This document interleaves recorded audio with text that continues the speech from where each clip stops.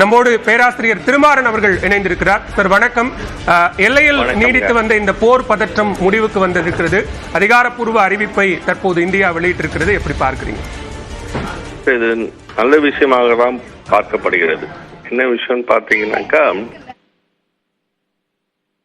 பண்ணியிருக்கிறாங்க. நீங்க பண்ணுங்க, நாங்க பண்ணுங்க, நான் பண்ண, நீ பண்ணலன்னு சொல்லாம ரெண்டு பேருமே இன்னைக்கு ஃபாரின் செக்ரட்டரி வந்து கிளியரா சொல்லியிருக்காரு.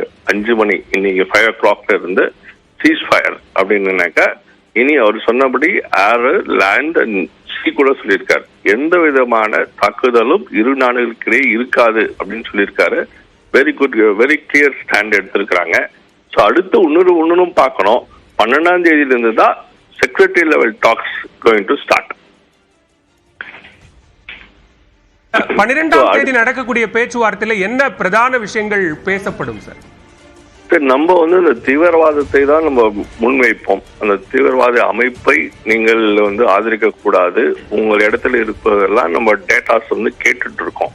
நம்ம வந்து இப்ப US 9/11 பிறகே வந்து எல்லா நாடுகளுமே ஷேர் பண்ணிக்கணும் அப்படின்னு ஒரு ஒப்பந்தம் போட்டிருக்கோம். எல்லா இந்த டெரரிஸ்ட் ஆக்டிவிட்டிஸுமே வந்து இன்டெலிஜென்ஸ் ஷேரிங் இருக்கணும் அப்படின்னு சொல்லிட்டு, இதற்கு பாகிஸ்தான் முழுமையாக ஒத்துழைக்க வேண்டும் என்பதும், இந்த POK ஏரியாவில் இருக்கக்கூடிய இந்த தீவிரவாத அமைப்புகளை கண்டிப்பாக கண்காணித்து இரு நாடுகளுக்கு இடையே அந்த ஷேரிங் இருந்தாவே பெரிய தீவிரவாதத்தை நம்ம ஊர்ல வந்து ஸ்டாப் பண்ண முடியுங்க.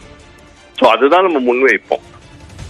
இந்த விவகாரத்தை பொறுத்த வரைக்கும் பெஹல்காம் தாக்குதல், அதற்கு பிறகு ஆபரேஷன் சிந்தூர், இந்த நடவடிக்கைகள்ல அமெரிக்காவினுடைய பங்களிப்பு, ஏன்னா சற்று நேரத்திற்கு முன்னதாக பேசலாம்.